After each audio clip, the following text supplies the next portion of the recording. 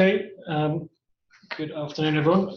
Welcome to the latest in our AFRICAP knowledge sharing seminar series. So for those that don't know, AFRICAP is a 4-year research program looking at agricultural and food system resilience, particularly in 4 countries in sub-Saharan Africa, so Malawi, Zambia, Tanzania, and South Africa. And it's about increasing capacity and advising policy.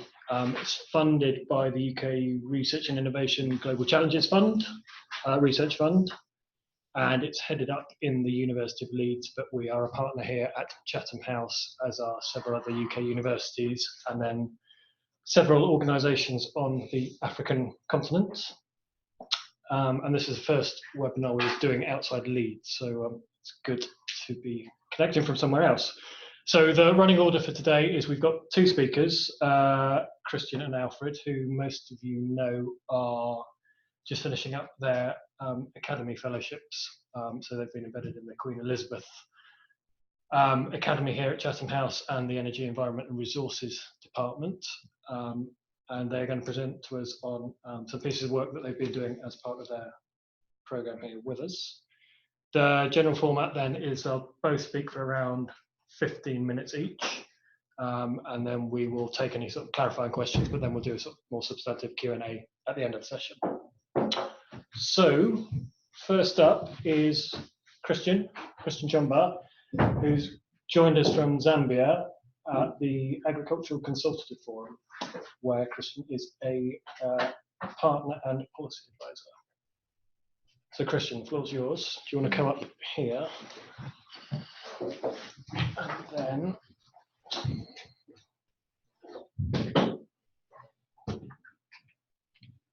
click through.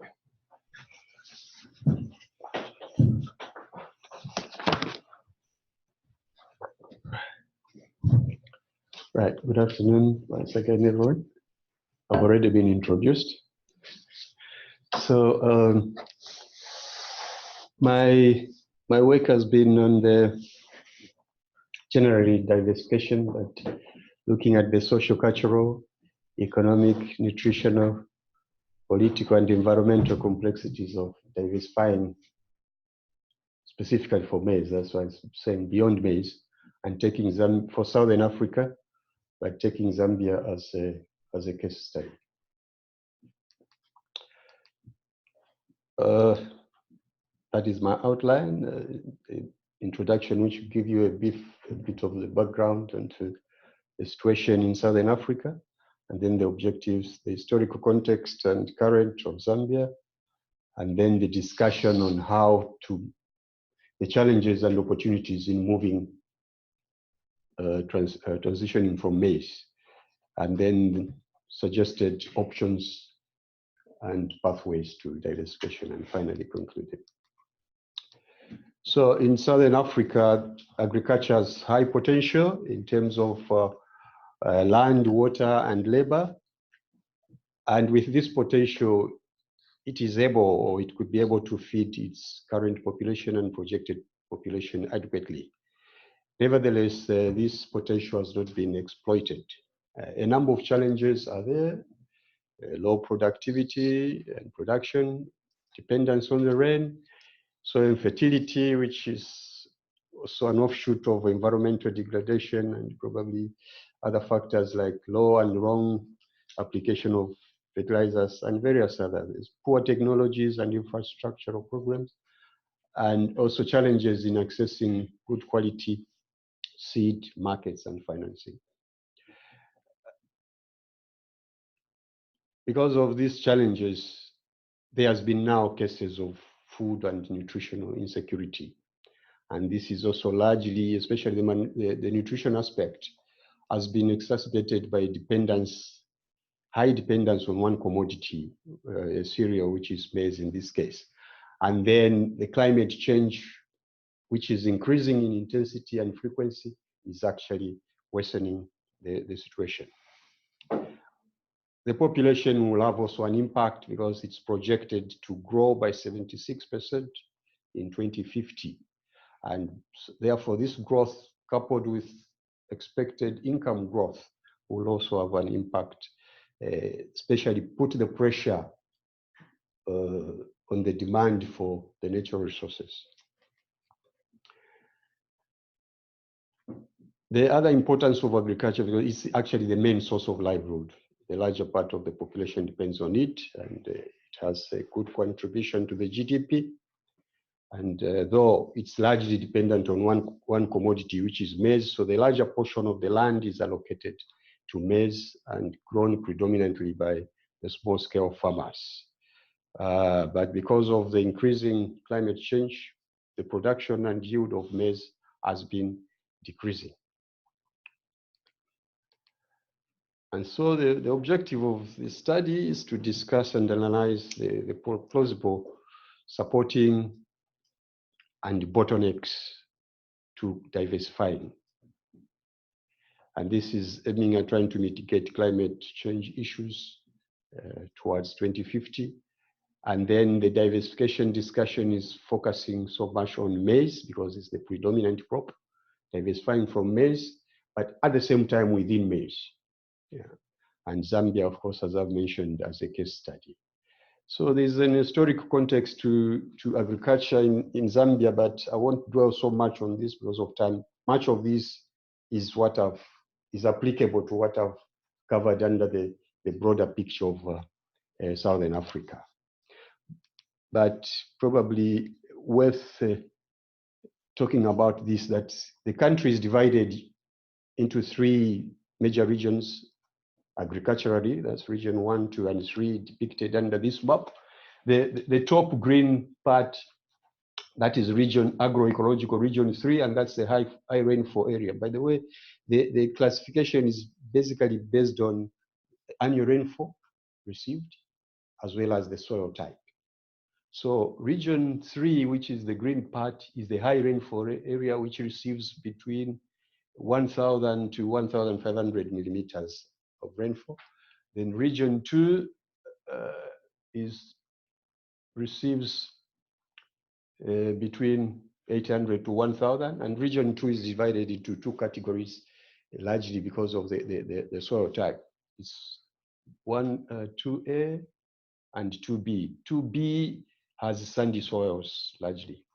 And the region 1, which is the bottom part, the southern part of it, that's region 1, which receives less than 800 millimeters.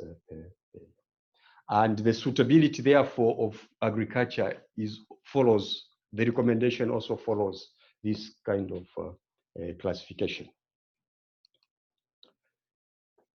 This, I think I'll skip, I've said so much. Probably I could now move to discussing now the challenges and opportunities in moving from maize. This is covered before that. The justification for crop diversification I've somewhat partly mentioned. Because of the increasing climate change issues, the staple food crop is affected, maize. The yields are going low, and so dependence on it then poses a lot of challenges. And because again of high reliance on maize, which is much of it carbohydrate, starchy, has contributed to increased malnutrition cases. Yeah. And also Zambia as well as a projected growth in population, which is going to have an impact on this. Currently, it's about 18 million, but it's projected to about 43 million in 2050. So there will be quite some pressure on that. And that's actually the projection of how it's going to look like. The baseline year is the 2000, and then 2050 as the focus. So that shows the red part shows it's actually disaggregated by gender, how that is going to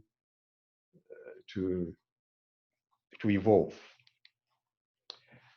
The discussion is under 5 aspects. So as the title is covering this, so it's from the socio-cultural aspect, from the economic, environment and trade, political, nutritional, and then the environmental and climate change. So under the socio-cultural implications, maize, as I've mentioned, is what is considered as food in Zambia in form of maize, in form of nshima.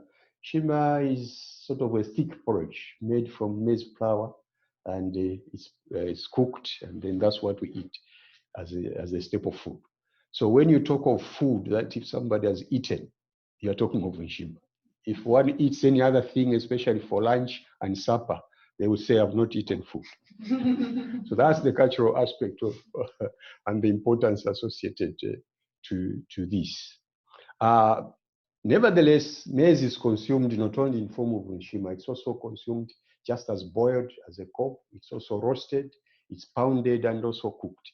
But these others, even if you eat it in those forms, they are not food. The other goodness is that nshima can also be made, actually it's also prepared from other commodities other than maize. So cassava is one of them, millet is one of them, and also sorghum is one of them. And currently, there are evolving consumption patterns.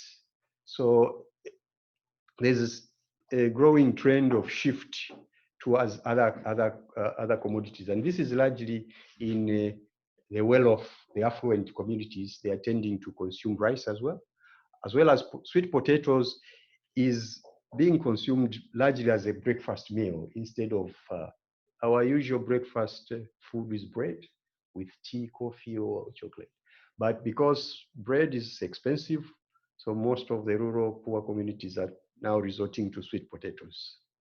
So there's that change in the consumption pattern. And I've said the predominant change is seen among the youth.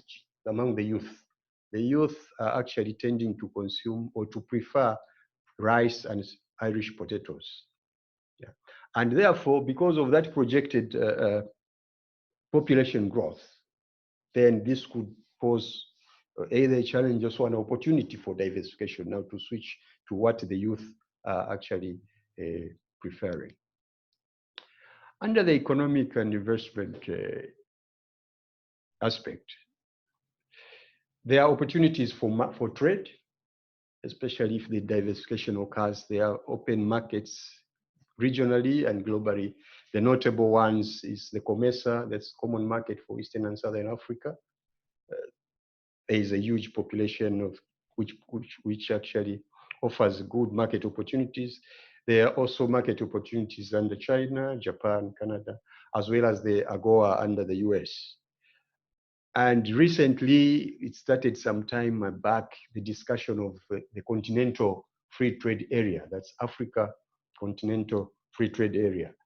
This has now come into effect.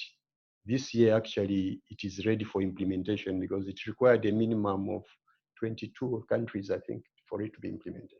So this year, I think the last country could have been Zambia also to sign. So it's effective.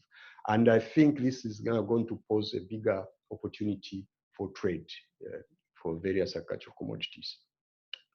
Yeah, and I think in terms of membership, this is going to be the global biggest market in terms of numbers of countries because we are talking about 54 in the African region compared to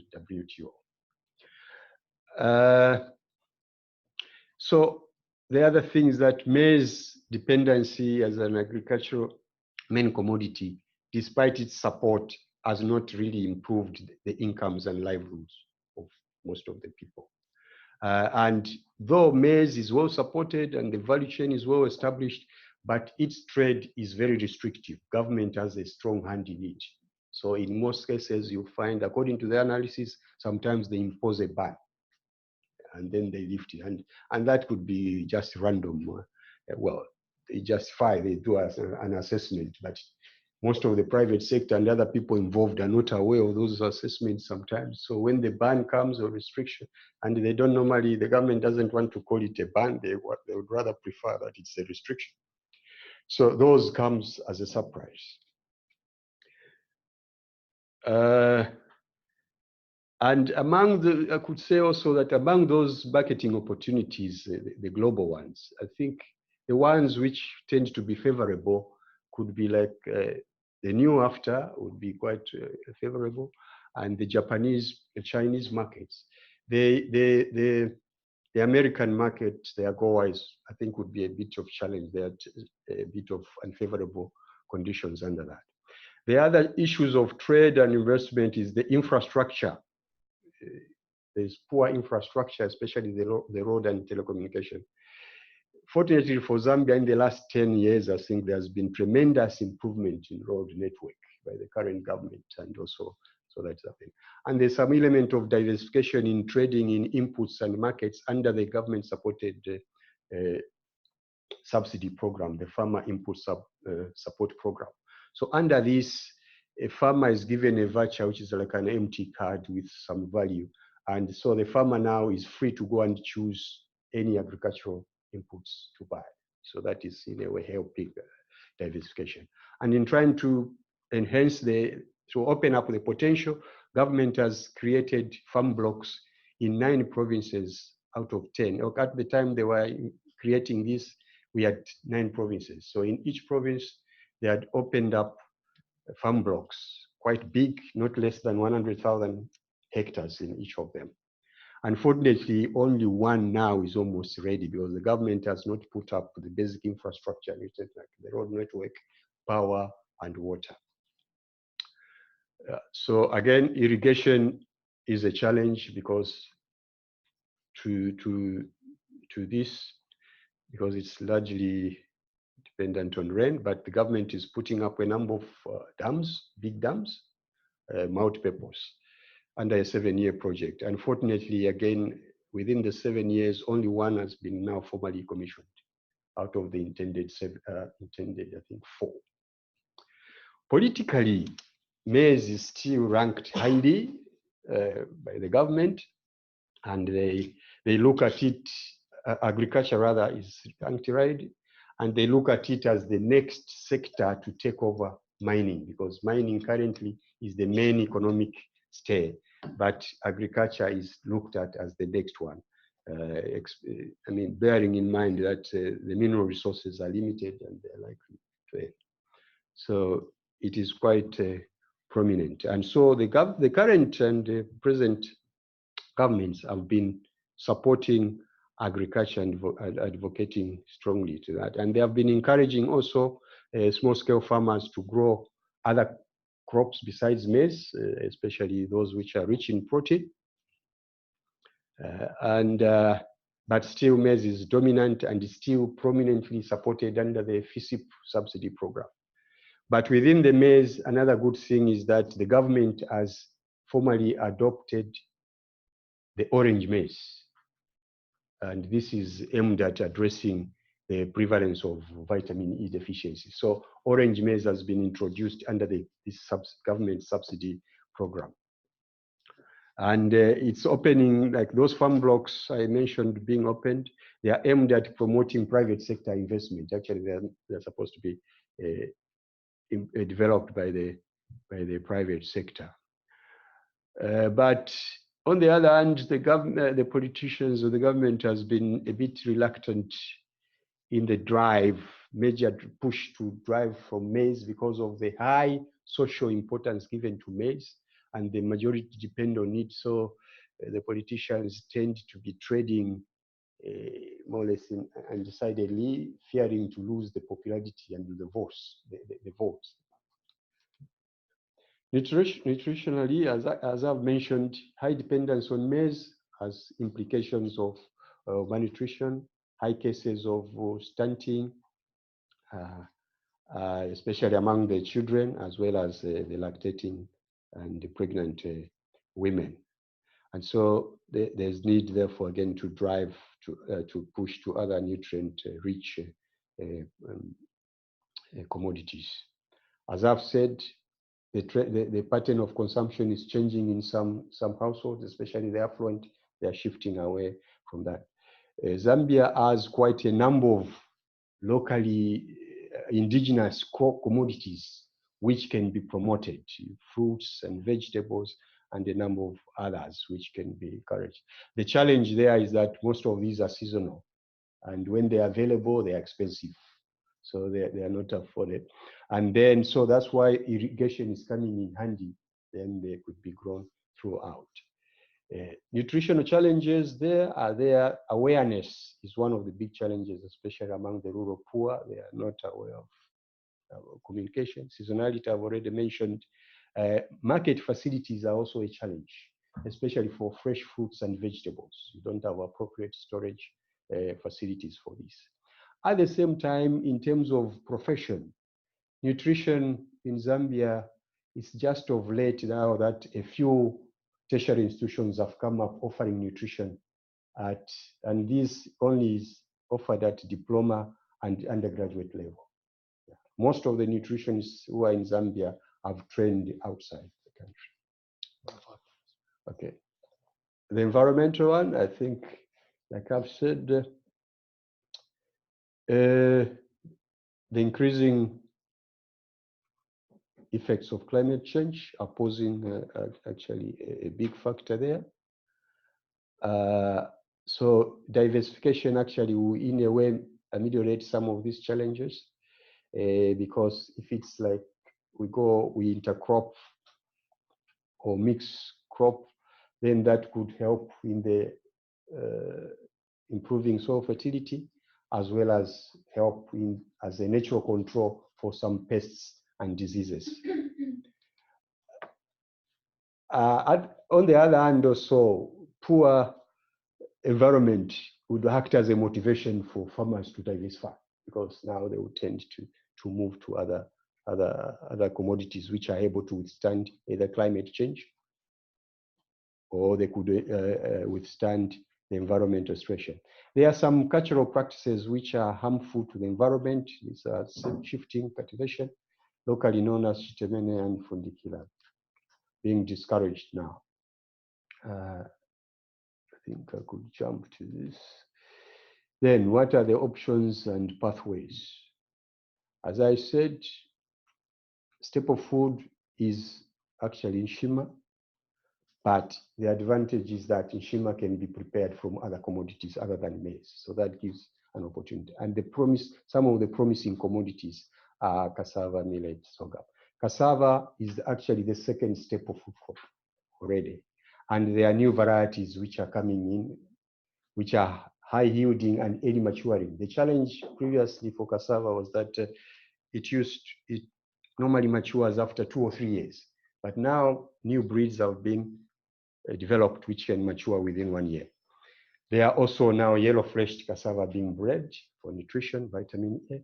And there is also high quality cassava flour, which is for the good industry, baking industry. And cassava is also being promoted as an industrial commodity for ethanol production, as well as local beer. There's actually a Zambian company has opened up a very huge farm to produce cassava for beer, which is not in a way being encouraged so much. And there is a strategy for cassava development in Zambia, which my institution helped to bring up. Within maize, another opportunities, they have already talked about orange maize being produced, as well as high quality protein maize. This maize is enriched with 2 amino acids, which is rich. There is rice, as I already mentioned, that the youth especially are tending to move to that. It is in a way like a sign of affluence. That's how it is seen. And in a way also because the youth are tending to appreciate or to take on the Western culture. So that is also another way to move. And there's also a national strategy in place. And there's a new system of production to increase production, the system for rice intensification, and the new varieties which can be grown also even in upland under irrigation, like Nerika, which has been introduced by the Japanese. Sweet, orange fresh sweet potato also could be an opportunity there. Sunflower, soybean is becoming popular for nutrition, human nutrition, as well as livestock feed, which in turn, again, indirectly would go towards that. So these are some of the consideration which could be taken into. But the key thing also, I think, in diversifying is that there should be two aspects to consider. Any commodities to diversify to has in a way to serve as a substitute for Nshima or for maize in form of Nshima. Otherwise, it will be very challenging. Then two, it has to be climate resilient, more climate resilient than maize. How do we move, or who gets involved in this? Because there has been some attempts to diversify, but it has been, I think, some of the suggestions that the drive for diversification has to come from various fronts and involving various stakeholders. It is suggested that probably an innovation platform could be created to comprise a lot of other stakeholders, which could act as a pressure group to engage the government, which is the high decision-making decision-making body. Yeah. Right. Let me come to some conclusions and recommendations. I think there are some, in my view, as I mentioned, the major bottlenecks to diversifying from maize. One is the social cultural importance given to maize in form of Nshima. That is, I think, one of them. And the other one is the government commitment. The government seems not to be decided. On the other hand, pronouncements, they are in favor, but in actions, they don't seem to be. So this, I think, is so some suggested recommendations that the diversification agenda has to be promoted in consideration of the agroecological regions of the country, because currently maize has been promoted throughout, and the fertilizer recommendation and the seed recommendation has been uniform regardless of the region. So that has affected that. Research also, I think, has to change now to be more involved in those various commodities, because the challenge of seed for other commodities is there. So if there's more research towards that, including the small scale innovation, they do their own research, which is applicable to their own. I think if it can be taken on board, that would help. The cost of borrowing in Zambia is very high, and I think that has an impact on the investment in agriculture. The interest rate currently go as high as even above 25% right now. So it's very expensive to borrow. So I think if government can, through the central bank, somehow see how the interest rates could come down, that could be helpful. Thank you very much. Okay, thank you. So as I said, we'll do Q&A afterwards, but any immediate burning clarification questions? If not, we'll move straight on to Alfred. So Alfred has joined us from Lilongwe, Malawi, where he is the Director of Programs at the Civil Society Agricultural Network. Yours. My research is looking at the future we want, the policy pathways towards resilient food systems for sub-Saharan Africa.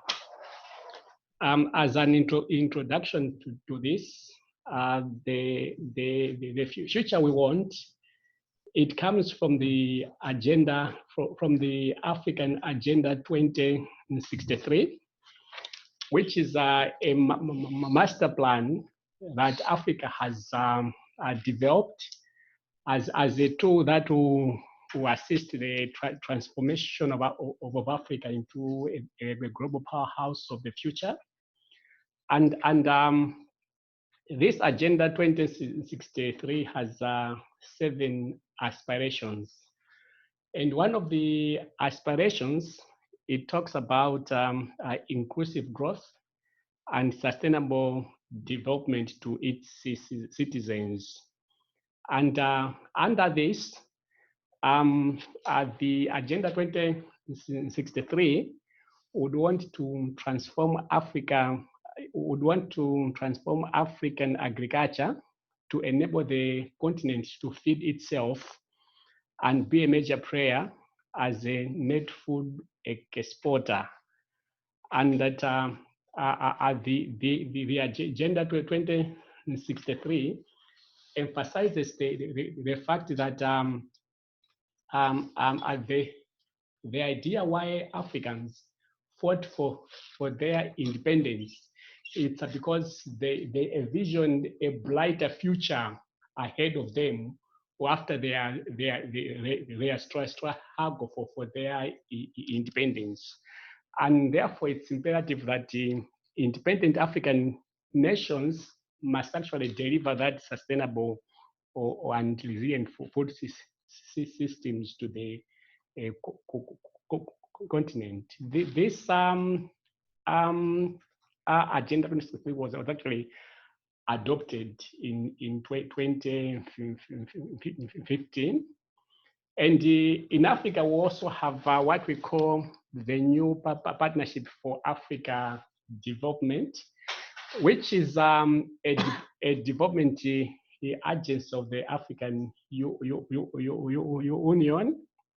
And in its 8th recent Commission report launch, they also emphasized in terms of the role that food systems in sub-Saharan Africa has to actually contribute to the attainment of the Agenda 2063, emphasizing the fact that it's important that African food systems must be able to deliver the nutritional needs to the continent, both in response to the UN SDG Agenda 2, but also beyond that to make sure that Africa achieves its dream. And therefore, this research intended to explore the pathways in which sub-Saharan African countries can actually transition themselves towards resilient food systems, but also taking into account that despite what's happening in sub-Saharan Africa right now, there are also some emerging trends that will actually complicate the situation that sub-Saharan Africa has now. And these trends, we have a populational growth that will actually present some demographic trends in the continent, and that will actually also affect issues of our food systems. Then we have energy trends in the continent that also complicate further issues of our food system. But also we have issues that are coming up because of the impact of climate change. And this policy research has also recognized the fact that Africa is what it is now because of the policies that has happened there before, including the investments that Africa has done in the decades that have gone, and also realize that if we are talking of Africa in the future, apart from these emerging trends, the policies that African nations have now, and the investment pattern that Africa would be investing now would also determine in terms of what the future would be like. When we talk about sub-Saharan Africa in terms of the scenario as at present, the state of the food security and nutrition 2019 has alluded to the fact that hunger in Africa is rising, almost in all regions of the continent, and this poses a challenge in terms of Africa meeting the SDG 2 of zero hunger.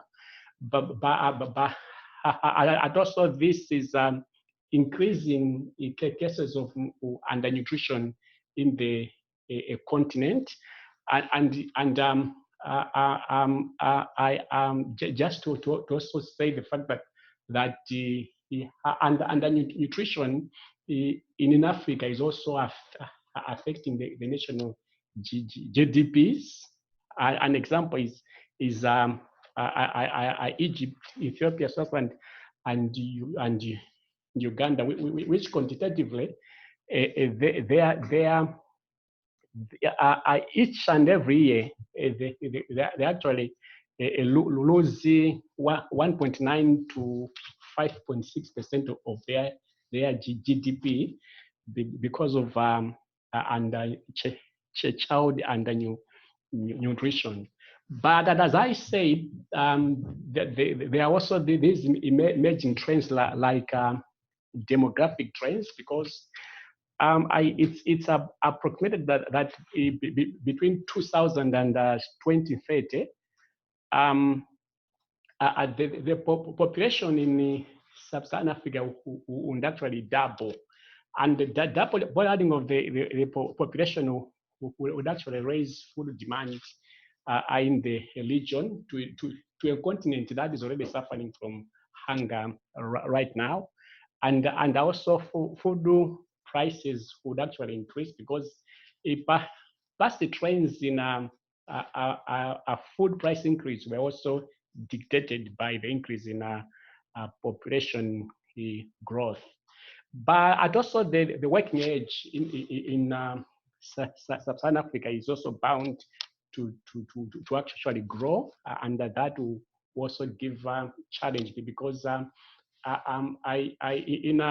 sub-Saharan Africa, more of employment opportunities comes from in the agriculture sector, and therefore the food systems in the region will still have a challenge to create jobs for this booming youthful population in the region.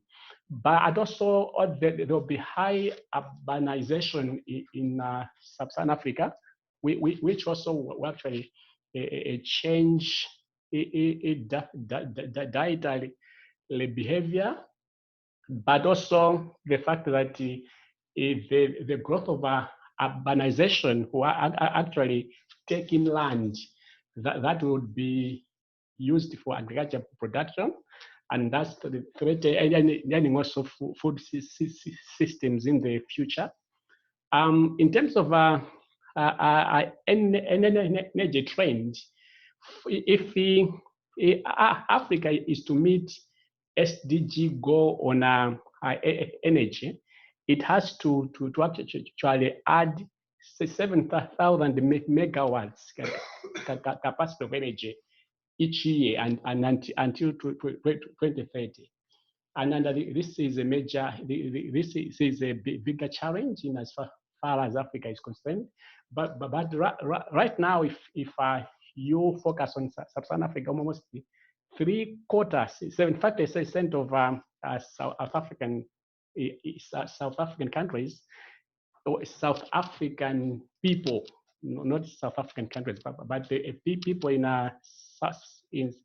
sub-Saharan Africa, they lack access to modern energy, and actually relies more on biomass, that is firewood and charcoal. And although 1/5 of the world's population lives in Africa, the energy demand in Africa is only 3%. And if you break further, this 3% is actually dominated by countries in North Africa and South Africa, which means that the rest of the countries in sub-Saharan Africa, their energy demand is far low below all the 3%. But if food systems have to develop in the region, energy will be very vital for the growth of food systems in the region. So that's also a challenge in terms of emerging trend in energy. But suffice to say that modern agriculture also, in terms of mechanization, fertilizer and pesticide, also these require huge energy. And if Africa cannot sort out its energy challenge, it means that these things in the future would still have to be imported and to impact act more on the economy of sub-Saharan Africa. Yes, and another trend also in Africa is the fact that although the effects of climate change are globally, they are everywhere. I saw in the UK here we had floods. But in terms of adaptive capacity, sub-Saharan Africa has a very low adaptive capacity, and that's where the challenge is in terms of climate change. But also to the fact that extreme events that comes because of climate change are bound to increase in sub-Saharan Africa. Listen, we had an Idai that devastated some countries and South Sub-Saharan Africa. So the occurrence of these events will basically also affect food systems in the region. And therefore, this paper also has some recommendations in terms of what policy options should Sub-Saharan Africa engage in to actually lessen these issues. And one policy option that we have is on diet diversification. I will not say this more because it relates to what my colleague had said, but just to say that maize, as I said, is the staple food in many countries of sub-Saharan Africa. But I think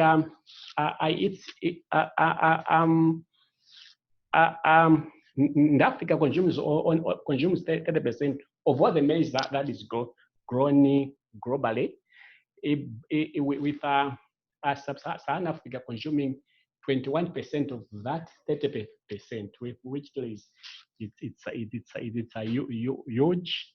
And why that diversification is important, and is because as population grow, the demand for maize also increase, and the capacity to meet that demand with the changing climate will be a very big challenge. So a future with maize in sub-Saharan Africa will be dominated by food imports, which will be very unsustainable in the future. Another recommendation is on infrastructure development. The national, in terms of infrastructure performance in sub-Saharan Africa, it's at 2.91.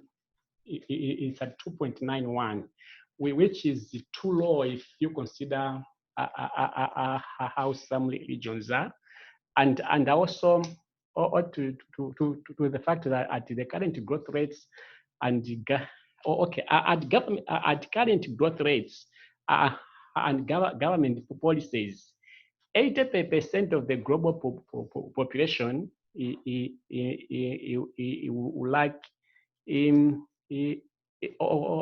at current growth rates and government policies, almost 544 million people who like electricity. Majority of these are actually these are the numbers that are to be affected in Africa. So if we are to grow our energy demand in sub-Saharan Africa, we would have also to work on the issues of infrastructure. But infrastructure also go even to the market infrastructure. The roads network, both within the country and infrastructure that connects from country to country. That would be very necessary for this. Suffice to say also that the Africa, as African Union, had some mega bigger projects on energy that they intend to actually do, or they are in the process of doing, like one in DRC. But I think at these mega projects, for them to be completed, and that the political dynamics that surrounds them is a challenge. So it's also important that nations in sub-Saharan Africa must also begin to prioritize low cost of grid solutions, and some of these our national governments can actually partner with some companies, especially those involved in food systems, like we have tea factories, sugar factories, coffee factories, who actually generate their own energy, and if national governments collaborate with them and provide electricity to surrounding communities, that would begin to lessen these challenges. And the last one, the second to the last, it's in terms of the fact that the African governments, more especially those in the sub-Saharan Africa, must improve their local and national governance. This is important because growth is also related to governance. There is a lot of issues in these countries that actually borders on governance, and these countries lose lots of money through ways that if governance was well done, they could have actually saved money. That's why we are saying that in sub-Saharan Africa, if their governance level was on a world average, that alone would grow their GDP by 1 to 2 percentage points every year, and therefore they would have saved a lot of money to actually invest in improving food systems in the continent. And finally, science, technology, innovation, it would actually assist more to actually grow of food systems in sub-Saharan Africa. And this is important because it's important to increase investment in local and regional research, access to tertiary education and research, but also the North-South research partnerships would actually do much better here. And the very last, it is the fact that sub-Saharan Africa, though devastated by, though they have low adaptive capacity to manage the climate change risks, it is imperative that the global community plays its role by being committed to the Paris Agreement, because an increase in climate change beyond the Paris Agreement would have devastating effects in Southern Africa, which the continent cannot be able on its own to manage because of its low adaptive capacity. But besides that, sub-Saharan Africa must not sit down to actually wait for the international community only, but it's important that they also begin to generate their own funds nationally through issues like carbon tax, adaptation fund, but at also linking their development plans, their adaptation plans to their development plans, so that even their local generated resources must also play part in climate change adaptation, but also adopt some resilient farming systems like CSA technologies and so on. Thank you for being a good listening team.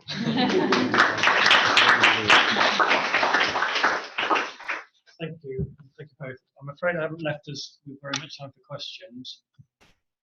Do we have anyone online with any? Yeah. So I think I'll prioritise people who are not in EER because we can always follow up later. So Helen. Right. So Stephen Whitfield asks a simple question. To what extent do you think that international donor-driven agendas and projects are continuing to reinforce the dominance of maize in Zambia, or are they helping to facilitate diversification? Have we got any others as well? Oh, sure. Let's just take a smattering and then. Great. Laura Wellesley asks, are there indications of broader changes to diets and dietary behaviours in Zambia? So, for example, changes to meat consumption, increasing demand for convenient food or processed foods, changes to levels of fruit and vegetable consumption. And then Marcelan, can one buy the nshima, be it made from maize, cassava or sorghum, from a supermarket in the same way that mashed potato can be bought with a cooking guide? Is there a growing domestic food processing industry in Malawi or Zambia? And he's asking this because he thinks that the domestic food industry will perhaps help to deliver the future we want beyond the maize diversification. Yeah, the first one, I think the external projects and institutions coming to invest in Zambia, they are open. I mean, those are business entities, and they are looking at opportunities where they can make money. So currently, I think, in fact, maize is not profitable to them because it's well dominated, especially in terms of input and marketing by the government. And there are also a lot of other local players in that industry, especially for milling. So I don't think it's a good opportunity for the external partners and so on. So, and then it has been well recognized that the issue of dependence on maize has especially these challenges of malnutrition, which I think they are not willing also to contribute by promoting that. So they are open to go into other commodities. And then, even if coming to Zambia, they are actually trying to take advantage of the existing potential. But what they produce there is not necessarily meant for the local market. It's meant for the outside. So they can come in and they are open to go actually venture into others besides maize, which they can sell outside. Besides that, as I mentioned, government having restrictions on maize, so they would not want to be inconvenienced by such kind of restrictions. Processed foods. One, like I said, among the poor community, nutrition awareness is very low. So in that category, actually, to them, processed food is what is more or less appealing to show that they are also in the higher, that is looked up as a higher class sort of foodstuffs. So they normally would tend to go towards this trend of consumption, especially in the urban areas. Actually, what you would see is that there are a lot of now fast foods which are open up, especially in Saharan and the Copper Belt. Most of the consumers from poor residential areas are the ones who would want to go and buy there, so that they are seeing also that. But for the higher, especially the affluent one, and who are aware of the dangers of processed foods, I think that is not the trend. But in a way, because of the commitments in their work issues, they attend, somehow they are forced to also attend. But that is not a worrying trend as of now. Though, like I said, because of trying to show the level of affluence, the youths also are the ones who are more prone and vulnerable.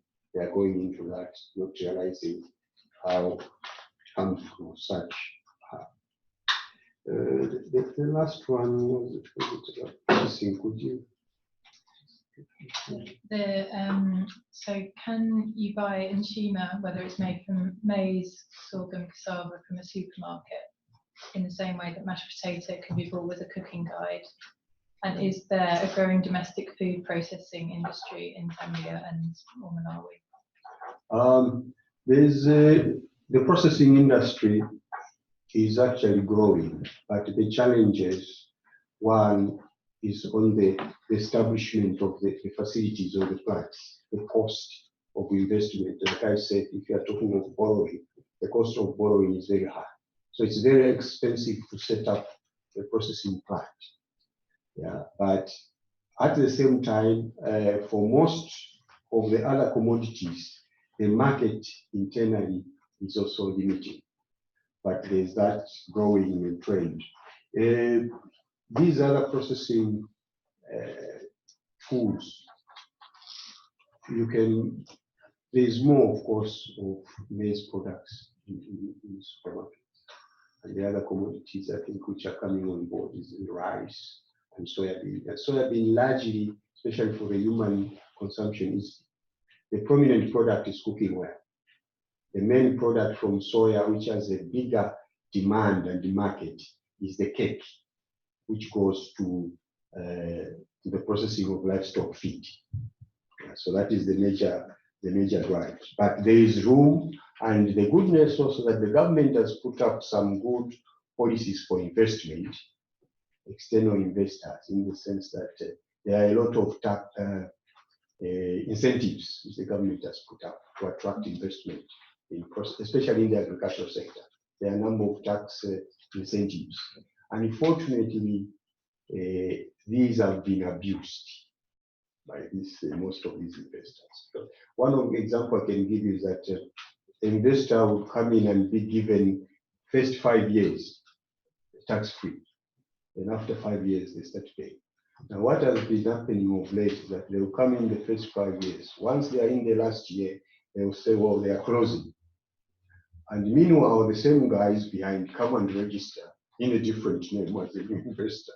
And then also enjoy the other 5 years. So you have the same people behind taking advantage of that. Government has realized that and is trying now to put up measures in that. Any questions in the room? If not, then anything else online? There's just one more. Sorry, it's about Zambia again. Okay, let's. Do you want to? Well, so yes, let's ask that, but it maybe also it'd be interesting to hear what the processing situation is in Malawi as well, and then I think we'll probably close. Yeah. If you compare Malawi and Zambia, I'll begin with maize flour.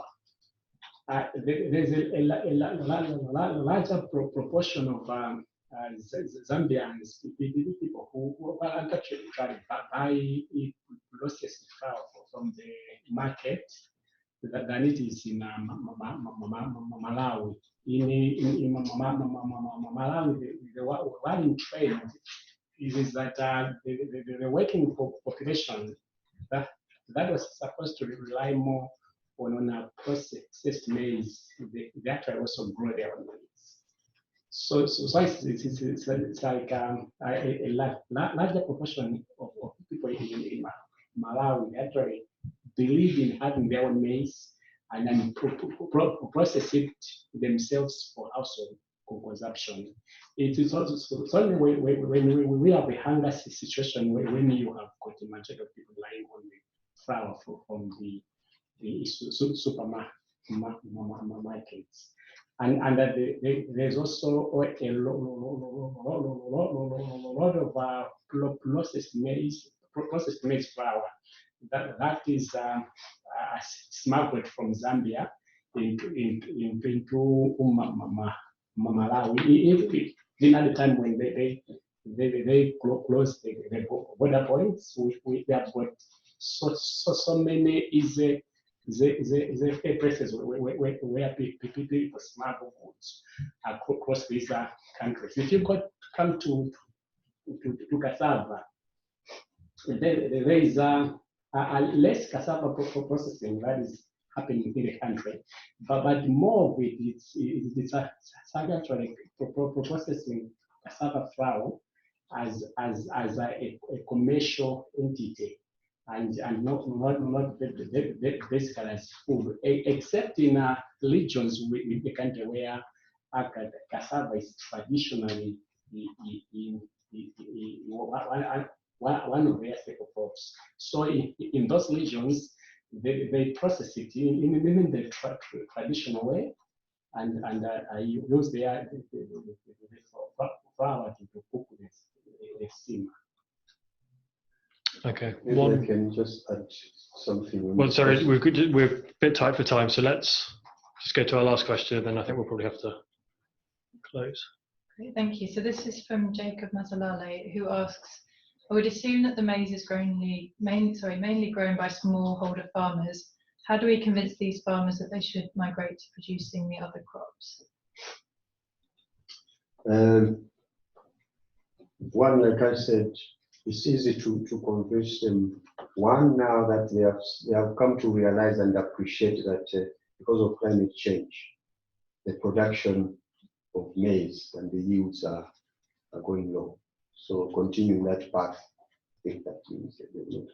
Then two, they are also coming to appreciate the nutrition value, that it's not just in maize, but in others.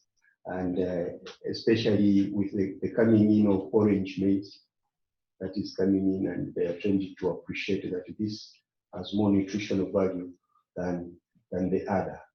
And also, it's easy. What has actually promoted this trend also most the government support of the inputs. Initially, that government subsidy program was supposed to run for 3 years, and after that, some farmers were supposed to graduate, and then it continues. But from the time it started in 2002 up to now, no one has graduated, and it runs in the same. So, but if the government is also spending so much money in that subsidy program, which has raised a lot of outcry within the country.